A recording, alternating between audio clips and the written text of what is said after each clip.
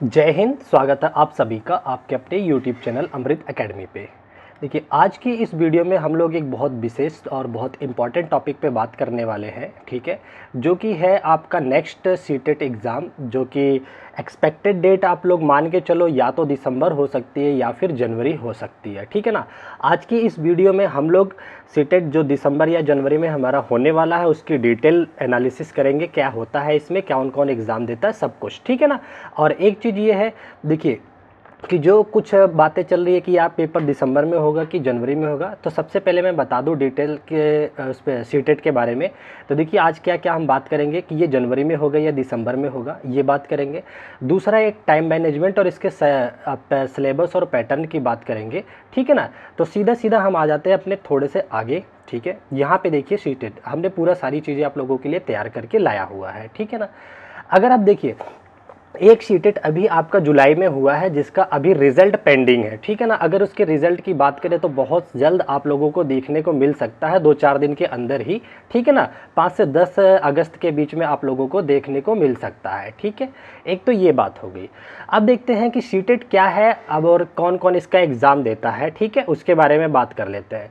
तो देखिए, सीटेट एक आपका केंद्र लेवल पर टीचर एलिजिबिलिटी टेस्ट होता है, ठीक है, जिसके माध्यम से आप प्राइमरी या जूनियर में किसी भी ऑल ओवर इंडिया में कहीं पे भी गवर्नमेंट टीचर लगते हैं, ठीक है ना। अब देखिए, इसमें और क्या क्या चीज़ें होती हैं वो थोड़ी सी हम बातें कर लेते हैं। एक चीज़ ये है कि सीटेट के देखिए आपके 2 पेपर होते हैं, एक होता है पेपर 1, एक होता है पेपर 2, ठीक है ना। अब पेपर 1 कौन देता है और पेपर 2 कौन दे सकता है, अगर आप लोग जो लोग नए हैं उनके लिए सारी डिटेल में जानकारी, और कुछ लोग आप में से होंगे जो रिपीटेड होंगे, ठीक है ना। तो देखिए, अगर हम बात करते हैं पेपर 1 की, तो इसके लिए एक आपको कोर्स करना पड़ता है जो कि डीएलएड होता है, 2 साल का डिप्लोमा कोर्स होता है। वो बच्चे पेपर 1 देते हैं। पहले पेपर 2 में भी पेपर 1 में भी बीएड वाले भी देते थे, बट अब वो नहीं देते हैं, ठीक है। और अगर हम बात करें पेपर 2 की, तो इसमें देखिए बीएड वाले कैंडिडेट पेपर 2 देते हैं और डीएलएड वाले भी पेपर 2 देते हैं, जो 6 से लेकर के 8th क्लास के बच्चों को पढ़ाने के लिए होता है, ठीक है। तो हमारी जो बातचीत होगी वो पेपर 2 को लेकर के होगी, ठीक है।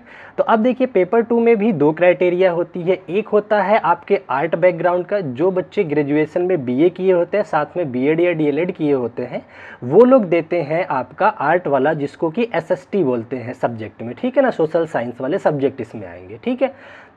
दूसरा आपका आता है जिसमें साइंस बैकग्राउंड के बच्चे आते हैं, ठीक है, जिसमें बीएससी होता है या फिर आपका बीकॉम, जो भी साइंस बैकग्राउंड से आप लोगों ने ग्रेजुएशन करी है और साथ में आप लोग बीएड किए हैं या फिर डीएलएड किए हैं, तो आप लोग देते हैं पेपर 2 का साइंस का पेपर, ठीक है ना।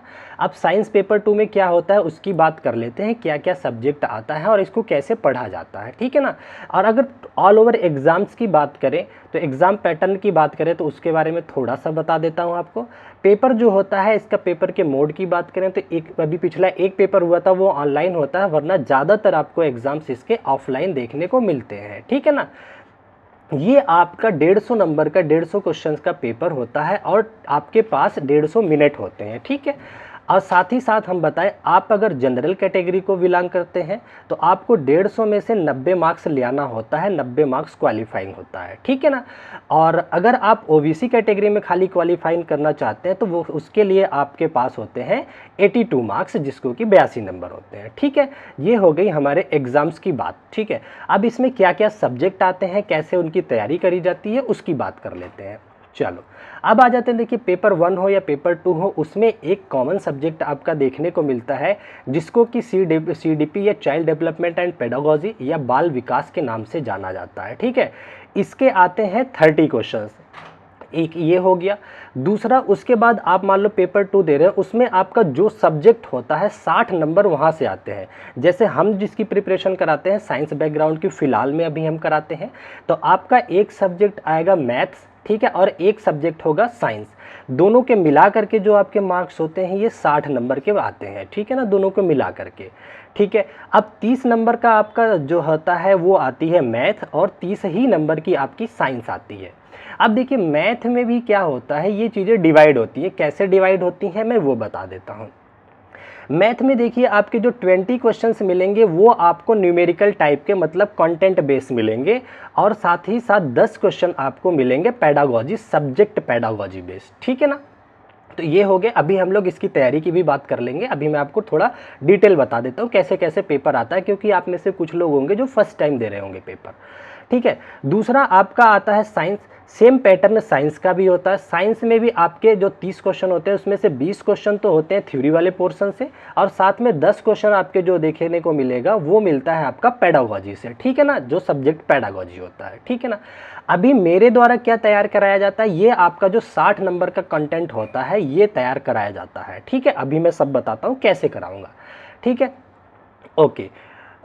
अब देखो, अब मैं अगर बात करूं मैथ और साइंस के सिलेबस की, तो देखिए मैथ और साइंस का जो पेपर 2 का सिलेबस होता है वो आपका जो सिलेबस होता है क्लास 6 से लेकर के 8th तक के जो बच्चों की एनसीईआरटी की बुक चलती है, टॉपिक जो होते वहीं से होता है। लेकिन एक चीज़ आप लोगों को मैं क्लियर कर दूं कि लेवल जो होता है वो आपके क्लास 10th के स्टैंडर्ड का होता है। चैप्टर आपके यहीं से लिए जाएंगे, लेकिन जो उनका लेवल होगा क्वेश्चन पूछे जाने का वो आपके 10th स्टैंडर्ड का होता है। टाइम टू टाइम लेवल बढ़ता ही जा रहा है, ठीक है ना।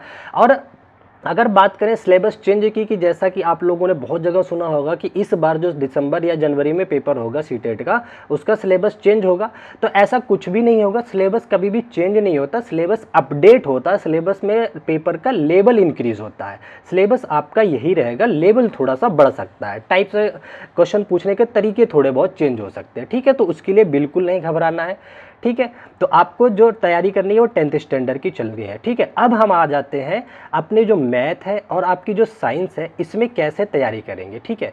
एक चीज़ आप लोगों ने देखा होगा, जो लोग पेपर दे चुके होंगे वो आप लोगों के ही फीडबैक से मैंने अभी पिछला पेपर आप लोगों का दिलवाया है सीटेट का। आप लोग वहाँ पे जाके क्लासेस देख सकते हैं। मैंने पूरे सब्जेक्ट को पूरे डिटेल में पढ़ाया है। वहाँ से जो फीडबैक मिला है, जो बच्चों के अंदर कमी देखने को मिली है, वो आपका आ रहा था टाइम मैनेजमेंट, ठीक है ना। टाइम मैनेजमेंट की टाइम की वजह से आपके पेपर छूट रहे थे, आपसे क्वेश्चन नहीं बन रहे थे, ठीक है। अब एक चीज़ आप लोगों को सुनने में आता होगा कि ये जो आपका 20 क्वेश्चन मैथ का और इसका न्यूमेरिकल पार्ट आता है इसमें आपके टाइम जाते हैं, ठीक है। तो एक चीज़ आप लोग नोट कर लीजिए, लिख लीजिए, ठीक है ना, कि ये जो 20 क्वेश्चन है जो मैं जिस तरह से तरीके से तैयारी कराता हूँ, और सबसे पहली बात तो ये मान के चलो कि मैथ में ये जो 20 न्यूमेरिकल पोर्शन आएंगे, 20 में 20 की गारंटी है मेरी कि आप 20 में 20 सही करके आओगे जिस तरीके से मैं पढ़ाता हूँ।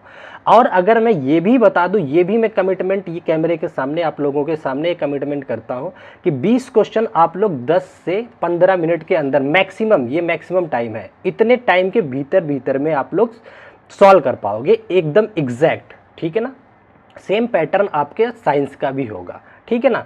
क्योंकि आप लोग जिनको नहीं पता है, आप लोग कोई जैसे मान लो अभी जो 7 जुलाई को पेपर हुआ है आपका, 7 जुलाई का मैथ साइंस का, उसमें मैंने मैथ पेपर को डिस्कशन कराया है। आप लोग थोड़ा सा टाइम निकाल करके जादुई सॉल्यूशन के नाम से आपको एक वीडियो मिल जाएगा, वो जाके देखिएगा, फिर आपको अंदाज़ा लग जाएगा कि मैं क्वेश्चंस को कैसे सॉल्व कराता हूँ, ठीक है।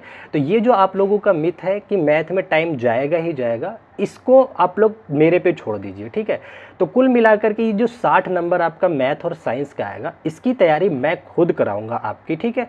और ये क्लासेस की अगर मैं बात करूं कि आपकी क्लासेस मैं कब से स्टार्ट करूंगा, तो अभी जो सीटेट आपका जुलाई में हुआ है, ठीक है ना, उसका रिजल्ट आना बाकी है। उसका रिजल्ट एक बारी आ जाए, फिर जो बच्चे अपने आप को इस कैटेगरी में ला रहे हैं या क्लियर हो रहे हैं वो वेरीफाई हो जाएंगे। फिर हम लोग अपनी क्लास को डेली बेसिस पे स्टार्ट कर देंगे मैथ और साइंस का, ठीक है ना।